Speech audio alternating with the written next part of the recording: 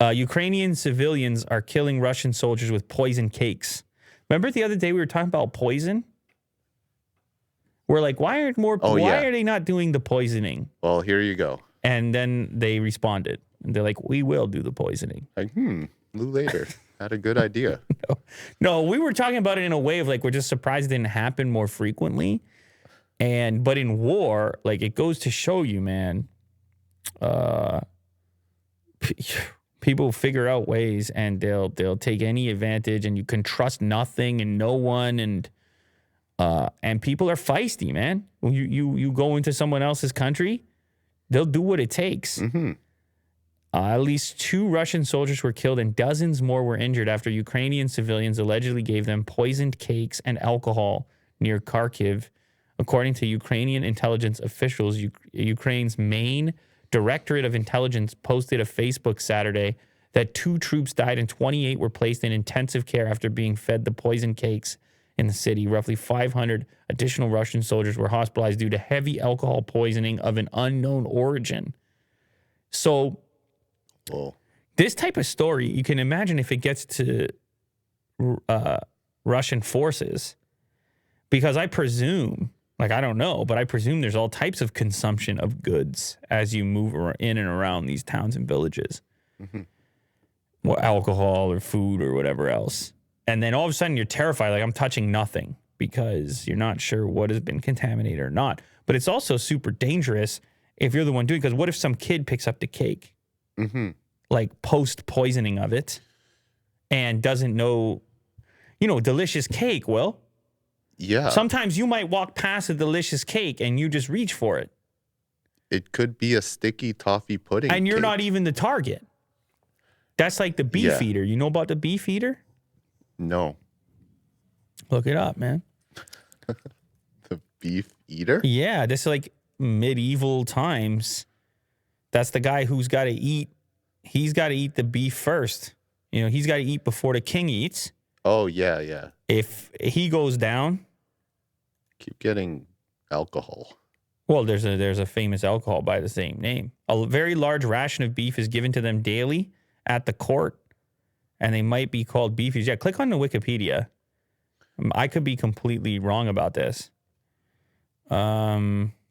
Ceremonial guardians of the Tower of London. In principle, they are responsible for looking after any prisoners of the tower and safeguarding the British crown jewels. Oh, maybe not. Maybe they made it up. Maybe they don't have to eat the poison. Keep going down. No, they test the food, right? Before they give it to the king. Yeah, so in case it's like rancid. The name Beefeater is of uncertain origin. Various proposed derivations. The term was common as early as the 17th century. The earliest connection to the royal household. A very large ration of beef is given to them. The Beefeater name was carried over to the yeomen warders due to the 2 corps' outward similarities. Beefeaters are also commonly produced and consumed broths made of beef, which were described as rich and hearty. These broths were known at the time as beef or beffy. I don't know if it's what I said it was.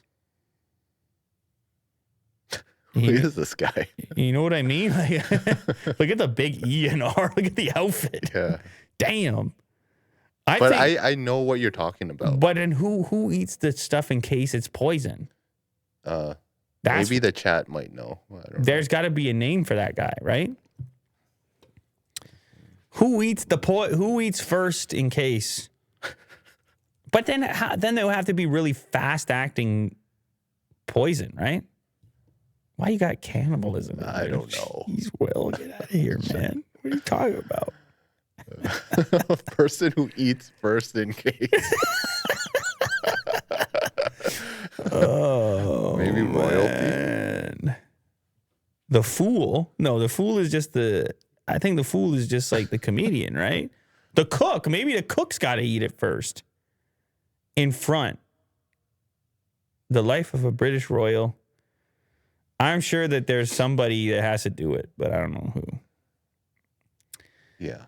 So those dudes were called Beefeaters just because they got to eat large amounts of beef because they were important? They're like, give those guys the beef? Oh, look, somebody put a word in there that looks good in the chat. You might have to look that up. Someone says the butler. Look up that word, pregurgitator. Let's look this up. Taster of the food before it's brought to the table. Okay, maybe. I don't know. That's not bad. It's not bad. I want a guy who specifically exists to eat the food on the exact plate, so then you know you're not poisoned. Yeah. I feel like there's a name for that guy. Someone's going to help me out eventually. Send it to me on Twitter if you find it at a later moment.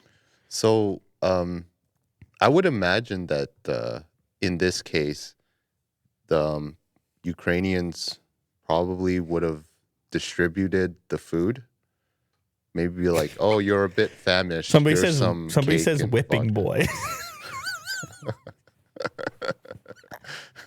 Okay, sorry. Like, yes. here you go. All right. Okay. Because Go I'm ahead, curious. Will, go ahead. I'm curious of how they're being distributed, the food, just like you. Yeah. Well, I mean, they must have known they were coming through and been like, let's leave this delicious cake out. Like, I'm sure it wasn't handed to them. Maybe it was. Well, then they'd be skeptical. They'd be like, this Ukrainian person's. It's like maybe you're famished. Here's some vodka. Okay. To the guys who are coming into your town with bombs and guns? Well, these maybe could be like 18-year-old, like young teens. Like who's like soldiers and just coming in. I don't think it's that. Not really thinking through. I know. I think it would be hard. Will, you're out here just handing cakes out to the invaders. I highly doubt it. I don't know. It's possible, but I would have thought it would have been more like set up that, they're going to come through this region and we're going to leave all this stuff out and it's going to be contaminated, poisoned.